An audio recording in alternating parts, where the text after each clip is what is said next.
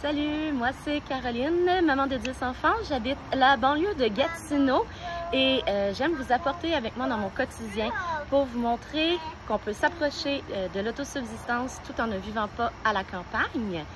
Donc, la dernière fois qu'on s'est laissé, ça fait longtemps, je parlais du Three Rivers Homestead Challenge. Il est arrivé un pépin avec la caméra, j'ai tout perdu les vidéos. Donc, c'est pour ça que j'ai pas pu poursuivre. Ce que je crois faire, ça va être de vous montrer tout ce que j'ai fait sans vous montrer dans le détail le comment je l'ai fait. Donc, c'est ça, mais ça ne sera pas pour cette vidéo-ci. La vidéo-ci, je veux vous montrer l'état d'un potager fin août, début septembre. On est en grosse canicule au Québec.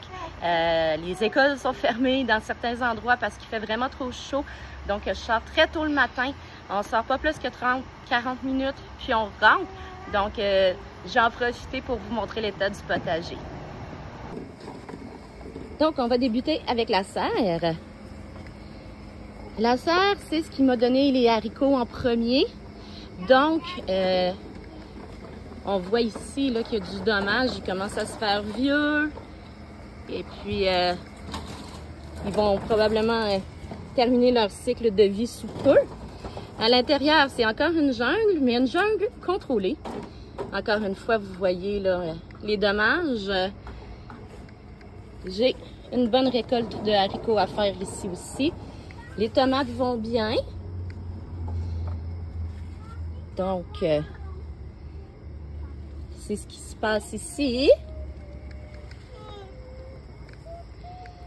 Quand on va au potager principal maintenant, là, je vous avertis, c'est pas joli. Il y a plusieurs raisons pour ça. De un, on a eu un mois de juillet pluvieux, énormément pluvieux, ce qui a affecté beaucoup les tomates. Les tomates qu'on voit ici, pratiquement toutes mortes. Donc, il y a eu ça.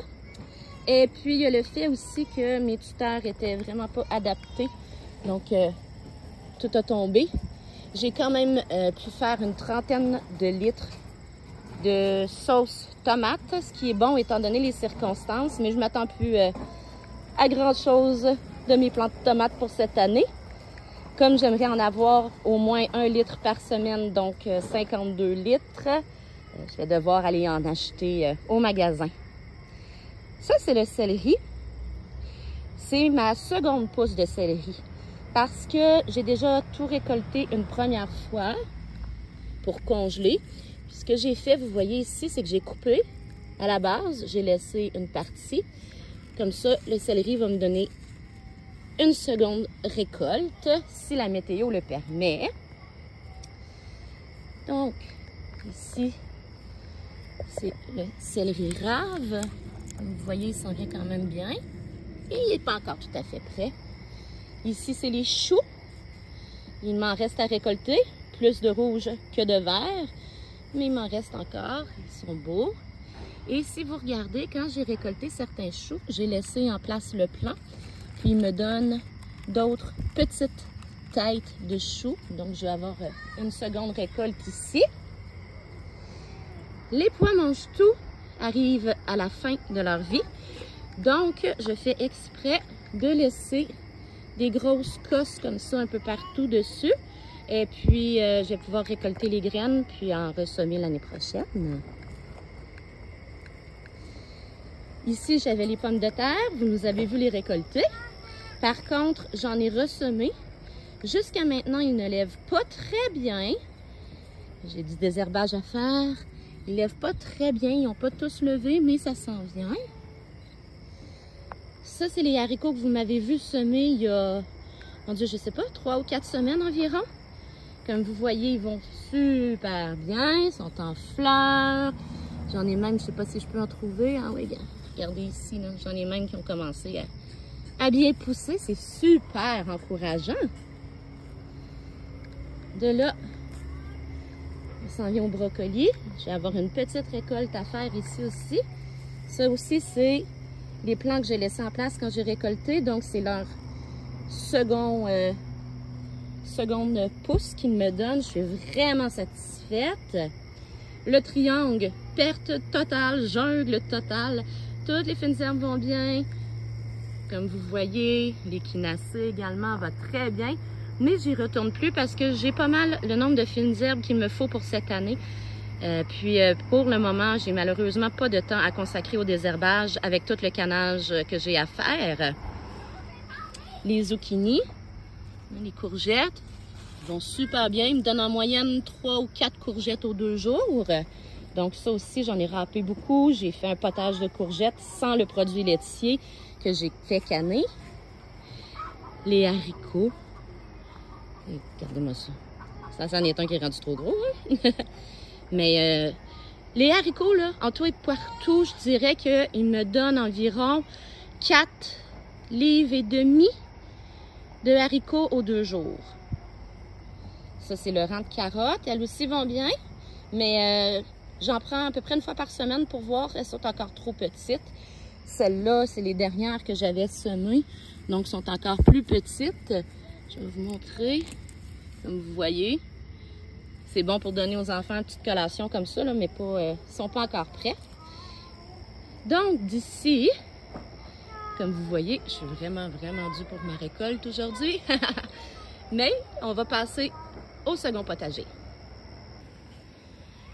Le second potager, les courges qui sont revenues ici de façon volontaire ont pas mal pris tout l'espace des tomates. Donc, mes tomates sont étouffées, malgré le fait que j'ai, comme vous voyez ici, encore certains plants qui me fournissent un peu de tomates. C'est vraiment pas la grosse récolte. C'est probablement pour ça que j'en manque pour cette année. Comme c'était des courges qui sont revenues de façon volontaire, je savais pas c'était quoi. Mais maintenant, je vois que en majorité, c'est des zucchini. Mais je vais venir entrer à l'intérieur pour vous montrer. Peut-être que vous allez même pouvoir m'aider à trouver ce que c'est. J'ai d'autres types de courges. C'est peut-être juste un hybride, je sais pas. Comme ça ici. Quand même, vous voyez à côté de ma main, c'est quand même assez volumineux. J'ai aucune idée de ce que c'est comme type de courgette, alors de courge ou de courgette. Donc, si vous avez une idée, partagez-la moi. De là, on va se diriger au stationnement. Donc, au stationnement, les carottes vont super bien, mais elles aussi sont encore trop petites, même si elles sont plus grosses, à côté de mon doigt, là, comme ça, vous voyez. Les betteraves. Ici, on a le panais.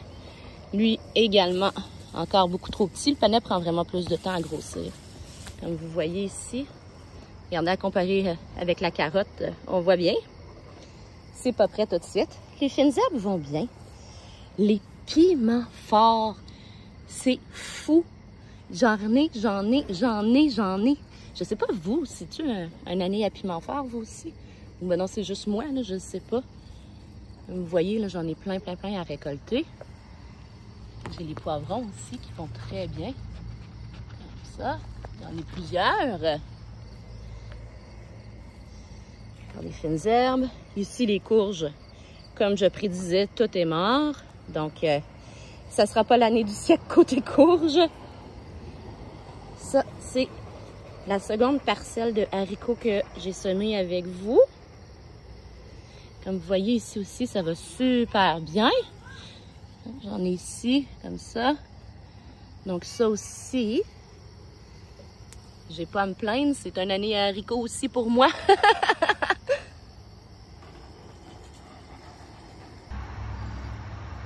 Donc, comme vous le voyez, le potager produit très bien pour certains trucs, un peu moins bien pour d'autres.